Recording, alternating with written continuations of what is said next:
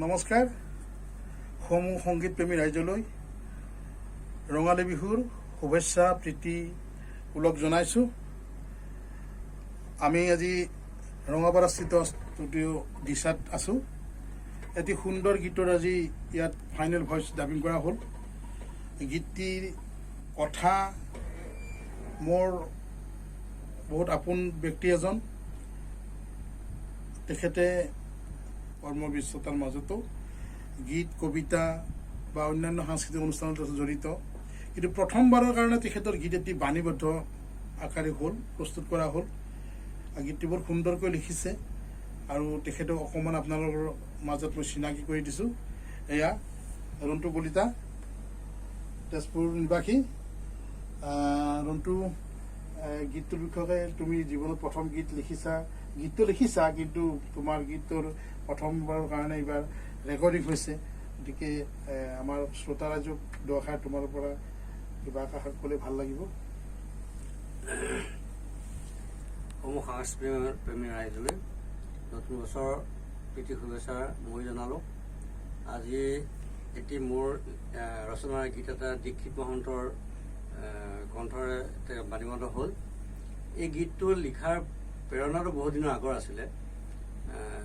শেষ মুহূৰ্তত বাণীবদ্ধ কৰাৰ প্ৰেৰণাটো দিলে আমাৰ মহিধৰ ডেকাই। ইয়াৰ আগতে মই 5টামান কবিতা আবৃত্তি বাণীবদ্ধ কৰাহে মানে বিবেচনা কৰিছিলোঁ, যদিও কেইটামান গান লিখিবলৈকো মোক মানে মহিধৰ ডেকাই প্ৰেৰণা যোগাইছিলে। গীত কেইটামান লিখা আছিলে, তেওঁক দিছিলোঁ, তেওঁক চাইছিলে, একেটা বাণীবদ্ধ কৰিব লাগে বুলি কৈছিলোঁ। আৰু তেওঁ কেইবাজনো শিল্পীৰ লগত যোগাযোগো কৰিছিলে। শেষ মুহূৰ্তত মোৰ দাঁতিকাষৰীয়াই খুব ভাল সংগীত মহাৰণত শ্ৰেষ্ঠ পুৰস্কাৰো পাইছিলে দীক্ষিত মহন্ত। তেওঁৰ দেউতাক মোৰ লগৰে, আমি একেলগে নাটক কৰিছিলোঁ এটা সময়ত বহুত ফাংচনো কৰিছিলোঁ।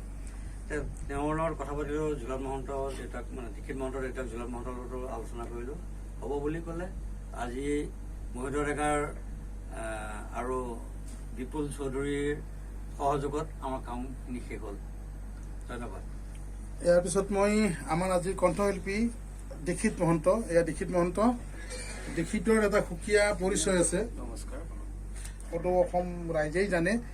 আচলতে দীক্ষিত মহন্ত এজন ভূপেন হাজৰিকা আৰু জয়ন্ত হাজৰিকাৰ খুব সুন্দৰকৈ পৰিৱেশন কৰিব পৰা কণ্ঠশিল্পী। এইবাৰ আমাৰ সংগীত মহাৰণত শোণিতপুৰ জিলাৰ হৈ তেওঁ সুনাম কঢ়িয়াই আনিছে।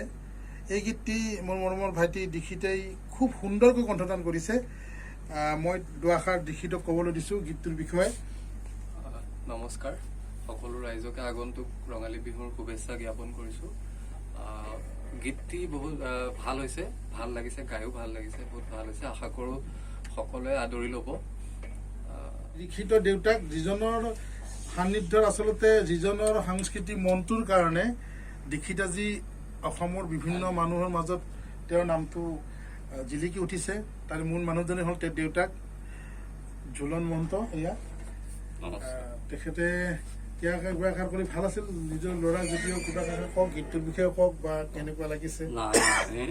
গীত সুন্দৰ লিখিছে, সুন্দৰ সুৰ কৰিছে ডেকাটাই, খুব ধুনীয়া সুৰ হৈছে। আৰু আশা কৰোঁ আপোনালোকে সকলোৱে গীতটি আদৰি ল'ব, এইখিনিয়ে কামনা কৰিলোঁ। আমি শেষলৈকে আহিছোঁ। গীতটিৰ কথা কৈছোঁ ৰন্টু কলিতা, সুৰ আৰু সংগীত পৰিচালনা মোৰ আৰু ব্যৱস্থাপনা মোৰ এতিয়ালৈকে মই যিমান গীত কৰিছোঁ। বিপুল চৌধুৰী তেওঁ মোক কেমেৰা কৰি আছে। আচলতে মই তাক দেখাব পৰা নাই। বিপুল চৌধুৰী আপোনালোকে হয়তো জানে, প্ৰায়বিলাক কামতেই আমাৰ দুজন নাম থাকে। এতিয়া আপোনালোকৰ মাজত এই গীতটি অকণমান শুনাই দিব বিচাৰিছোঁ। অকণমান শুনক।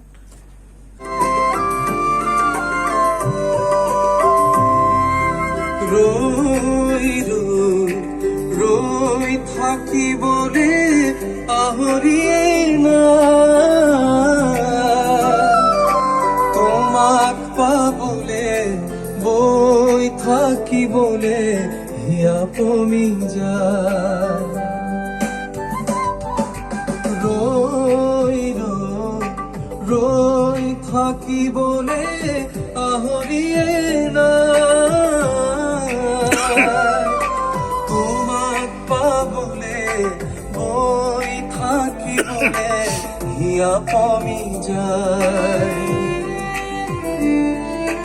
বৈ বৈ গৈ গৈ সাগৰত পৰিব মন যায় তোমাৰ কথাকে কৈ কৈ থাকিবলে মন যায় ৰৈ ৰৈ ৰৈ থাকিবলে আহৰিয়ে না